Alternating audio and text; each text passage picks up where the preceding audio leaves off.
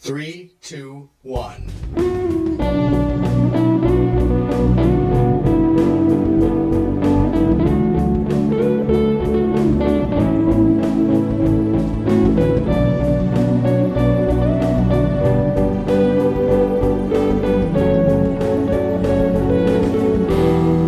Welcome to our History of the Metal Gear series. In this series, we're taking a quick and humorous look into the history and timelines within Hideo Kojima's famous series of games, the Metal Gear saga.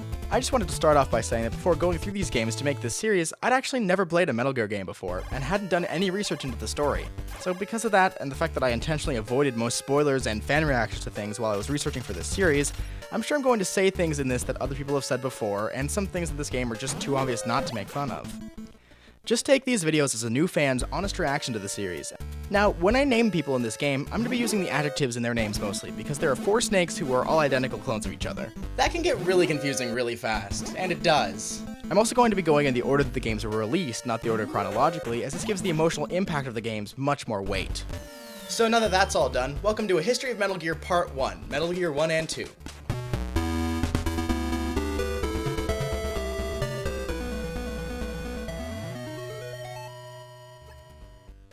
Metal Gear 1 opens with Big Boss, the leader of a US Special Operations unit called Foxhound, sending a rookie member named Solid Snake into an independent South African military base/country called Outer Heaven. Solid's orders are to attempt to contact missing R. Gray Fox, then to try to find the Metal Gear. I see someone may have suffered one too many concussions on the battlefield. Solid was sent in after a more senior Foxhound member, Gray Fox, was captured in the base after sending back a mysterious message that simply read Metal Gear. As Solid goes through the country, he helps out a homegrown resistance and, with their help, frees Gray Fox. Gray tells him that the Metal Gear is a walking tank that can launch nukes at any time from any point in the globe, and that only its creator, Dr. Petrovich, can tell him how to destroy it. Solid finds and rescues Petrovich, who tells him that Metal Gear's weakness is its thinly armored legs, and give him its location. Solid learns from Resistance member that he rescued that Big Boss, the leader of Foxhound, actually also runs Outer Heaven. Solid finds and destroys the Metal Gear and faces off with Big Boss, and he learns that he was sent in as a rookie member to try to find and bring back false information to Foxhound and the US government. Solid defeats Big Boss and escapes, and Outer Heaven blows up behind him. In the resulting years after Metal Gear 1, the world begins to go towards peace, but a small militant Middle Eastern country called Zanzibar attacks at a weapons depot, seizing all of the world's remaining nuclear weapons. Simultaneously, the world's reserves of oil begin to run dry. However, a scientist named Dr. Marv creates a microbe called Oilix that produces synthetic oil. He is kidnapped and taken to Zanzibar. With the dual power of oil and their remaining nuclear supplies, Zanzibar hopes to take over the rest of the world militarily. Solid Snake is then sent in to try to retrieve Dr. Marv. Solid learns that after the events of Metal Gear 1, NATO bombed Outer Heaven after Solid blew up the original Metal Gear, killing the survivors and many civilians simultaneously. Okay, right now I'd like to stop and point out something that I noticed at this point during my playthroughs of these games. They can get kind of fucking weird. Snake and a Russian Olympic ice skater that he ran into in Zanzibar. Yep. Are transporting Dr. Madnar, another scientist who was kidnapped, who they've rescued, to try to find Dr. Marv. At one point, he leaves to go pee. Yeah.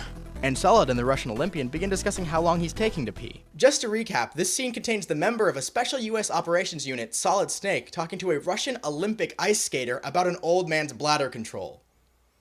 I am truly speechless. So anyways, he learns from Dr. Madnar that Zanzibar is building new Metal Gears, making them both more powerful and lighter for mass production, which is why they need the Oilix created by Dr. Marv to run them and the nukes to arm them. Dr. Marv is then discovered dead by Solid with Dr. Madnar. Okay, let's talk about this scene right here. Solid literally walks into Madnar standing over the dead body of Dr. Marv and notices bruising around his throat, but when he asks Madnar about it, he just lets Madnar change the subject. Solid, you are a terrible secret agent.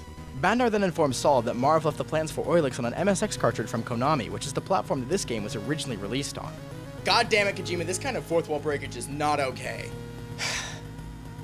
So, anyways, Snake then asks where the key is to get into the cabinet where Dr. Marv hid the MSX cartridge. He then replies with, I don't know, I couldn't get it out of him, I mean, he never told me. Does Solid need one of those airport flashing guys to hold onto a neon sign attached to a dragon that says, this guy might be evil? Oh, what's this Joker doing now? Anyways, Dr. Madnar betrays Solid. Surprise! Revealing he was a double agent. This leads to what may be the best boss battle ever in anything. Madnar literally jumps onto Solid's back and holds onto his neck, slowly draining Solid's health until he can knock Madnar off.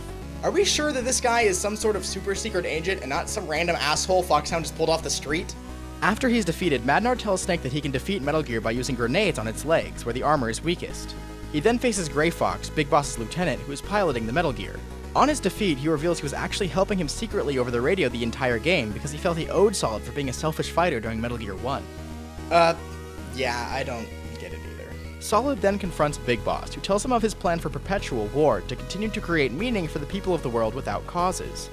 Solid defeats Big Boss and then escapes with Holly, whom he now apparently has a thing for because she's the last thing alive with boobs. Oh yeah, also, she was some character that was on the radio with him the entire time, but she literally never mattered, so I didn't mention her. You'll see that becoming kind of a theme in these games, that the women in them never really matter.